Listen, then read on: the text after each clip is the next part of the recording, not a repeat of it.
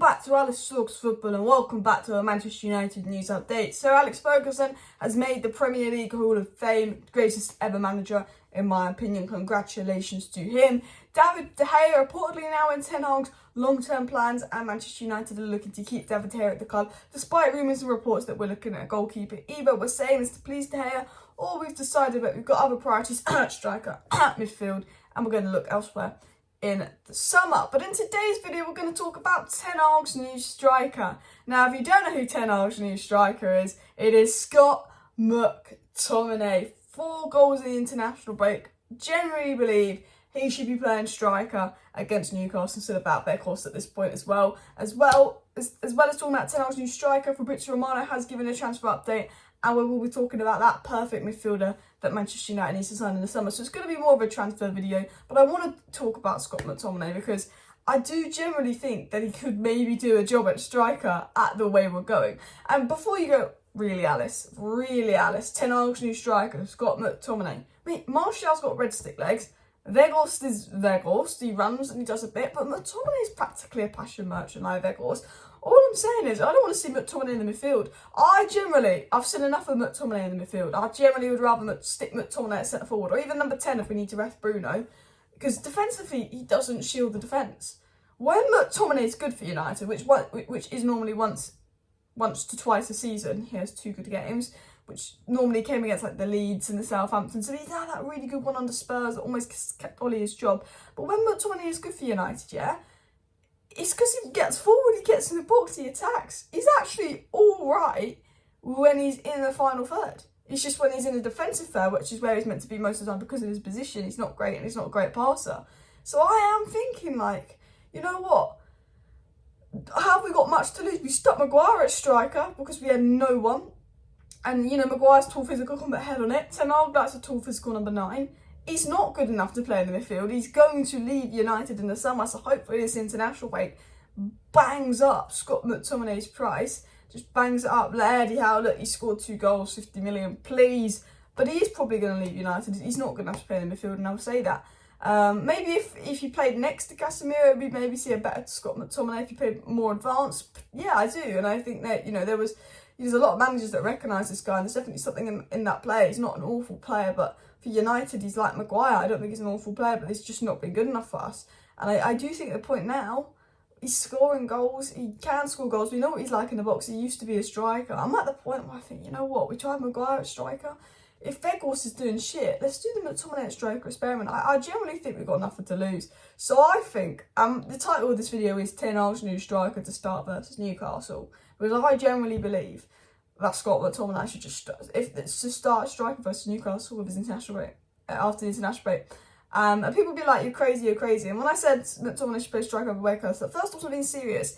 And then I thought about it and I was like, you know what? Let's just give it a go. Maybe not versus Newcastle now thinking of it, because that is a big game. But maybe we start Weghorst, and if it's just going to crap, we put McTominay on at striker. Because if worst comes to worst, then we can put him back in the midfield and we can just move Rashford from left wing to striker and completely change the formation. I don't know what your thoughts are on that, but McTominay has scored 4 goals this international break. Ronaldo scored 4 goals this international break, and Messi scored 4 goals this international break. 3 elite attackers, what can I say?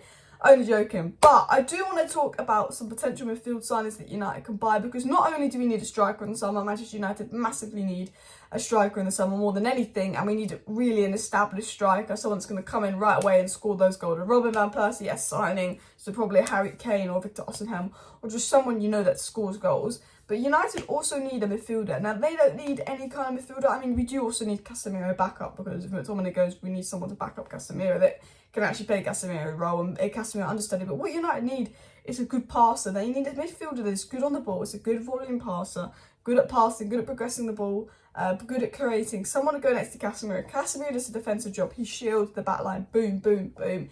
Then you've got that person that is good on the ball to get that ball. You know how like Martinez is fantastic on the ball as a centre-back? We need like the midfield Martinez. You know, that midfielder that's good at carrying the ball, progressing the ball, volume passing, just all. Frankie de Jong is what we really need. But we probably won't get Frankie de Jong unless Barcelona try and sell him because they have to, although they'll still find a financial loop. I just don't want to deal with Barcelona and Frankie de Jong, but my dream signing is Frankie de Jong. My dream window would be like Ostenhem, Frankie de Jong. Oh, that would be so good. But a player that could be available, and a player I've identified a few players like Maxime Kakare, Matheus Nunes of Wolves, but Enzo Lee Fee is a player that could be available for very, very cheap. He's often been compared to McAllister as a cheaper alternative to McAllister, potentially that kind of midfielder, but I do think he's maybe the cheapest alternative we could potentially get to Frankie de Jong, especially considering he wants to leave his club, and he obviously is a young 22-year-old French player, midfielder playing in the French league. He's been really good this season. I think Chelsea are keeping an eye on him, but I think as soon as a player's linked to a Premier League club, Chelsea let's have a look at them and steal them. But this was said on Enzo Lee Fee. So I read this tweet and they said, for any fans of club that want to sign Alexis McAllister, and rightfully so, he's very talented, Enzo Lee Fee is a fantastic alternative and would be available at a fraction of the quoted price, is just 22, which is true. If you go for a Premier League player, price is just double. If you go for a player that's just as good in the league. It was said as well, and Romano said this, but obviously Enzo Lee Fee announced this, that it's time for me to leave Lorient. I will no longer extend the contract. I've waited for a new proposal in December. It didn't arrive. It's time to go. So he's actually announced himself, you know what, I want to leave. I want to go. I want this next chapter in my career. So this Enzo Lee Fee guy, you know, cheap, alternative, young midfielder. I think potentially we'd need to sign two midfielders, him and someone else. But I think that's someone that could potentially go in next to Casemiro, be a good young midfielder. Because we're going to lose McTomminay. I reckon McTomminay will probably cost more than Enzo Lee Fee, in the sense of I reckon we could get Enzo Lee Fee for like less money than Newcastle pay for McTomminay if Newcastle still want to buy McTomminay, because we've got to dig up McTomminay, people, and that he is God's gift to society, so we can actually rinse Newcastle for him. But this guy could be, I'd say McTomminay replacement, but this guy could be that midfielder that comes in. I'd still think we need another midfielder on top of him, but young midfielder can do a job. And also I'd look at Max and Kakare, I'd look at Nunes, obviously there's Bellingham, there's De Jong, I'd even look at someone like Moises Caicedo to play in that deeper role.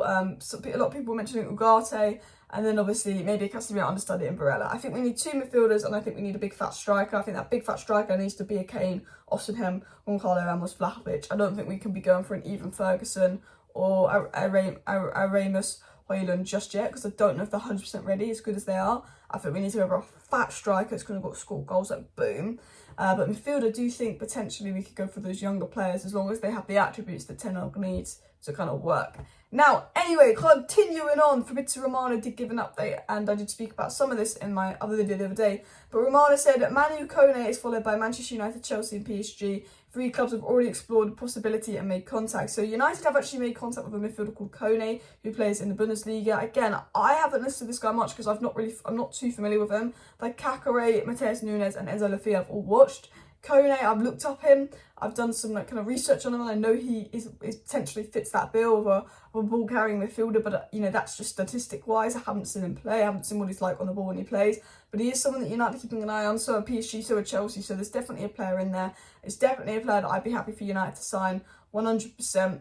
You know, I think he's one that I'm least familiar with. But Romano did say that United have made contact with Kone, which for me I think is smart moves. It was also said around other players that United have been linked with from Fabrizio Romano that we actually just mentioned. He said Rasmus Hojland, who's been linked with United, is set to appoint a new agent, meaning he will be open to a summer move. The player is open to joining clubs in England and Germany. So Romano did confirm the striker target Rasmus Hojland, who's been scoring fantastic goals in international, would be open to joining United. Now, I think if United were really smart, they would sign someone like Kane or Ostenhem, and then they would get Rasmus Hojland as a backup, get rid of Weghorst, get rid of Martial, and then they would maybe sign someone like Kone. They would maybe go to someone like Ugarte or Barella as a Casemiro understudy, and then get Enzo Lee Fee, because you then get 3 midfielders and 2 strikers. I think with the 3 midfielders being at reasonable prices, covering that all basis, and then you put the remaining budget, depending on how much money you make through sales, on the centre-back or on a right-back, because reportedly they aren't interested in a goalkeeper. Now, another understudy, if we do sign Kane or we do sign Ostenhem, because we do need 2 strikers, would be Evan Ferguson. And Romano did say that Manchester United, along with other clubs, have sent scouts to follow Evan Ferguson 2 or 3 times over the past few months. And that doesn't surprise me. I think he's a player that I see United being linked to next year. I think him doing 1 more season at Brighton. And if he has a good season at Brighton next season, I think that's one that the Premier League big giants will be looking at. Potentially, you know, City, Arsenal, United, probably Chelsea. We'll look at that as well. But obviously, McTomminay will probably go. We'll probably sign a few midfielders. We need to sign 2 midfielders, in my opinion. Maguire very likely to go as well. So we will need to replace Maguire with a centre-back. And that needs to be a centre-back that's really going to challenge Varane and Martinez. Because, you know, squad depth is about having players on the bench that are really going to challenge those that are starting, because we play our starting 11 and then we play our rotated 11. Our rotating 11 is just such a drop off. We need to have good rotation like Manchester City, and Kim Min Jae would be perfect for that. And Fabrizio Romano did say that Manchester United are among many clubs monitoring Napoli centre-back Kim Min Jae. He has a release clause which is slightly less than 50 million euros, which is about, I think it's about 40 million pounds, which is going to be valid for a few days in summer. So Man United could maybe look at Kim Min Jae in July this summer. So that is the transfer news regarding United, and me obviously talking about McTomminay and international break. I hope you enjoyed this video. I hope you enjoyed the transfer update. As I said, like, there's not going to be crazy interesting transfer news. It's more that United looking at this player, United thinking making a move on this player until the new ownership situation is sorted. You know, once we know the new owners are, which reportedly could be potentially as quick as next week, we'll have some indication, but it wouldn't actually be finalised till end of April. But once this time next month, I do think the transfer news that comes out could be very solid. You know, it's said that we want our striker before pre-season. Kane, Osimhen, you know, once the season's kind of up in May, I do think the transfer news is going to bang off. But I think today's more about who we're looking at, etc. So do smash a like, do smash a subscribe. Thank you for watching. I will be live tonight with a takeover update. See you then. Bye.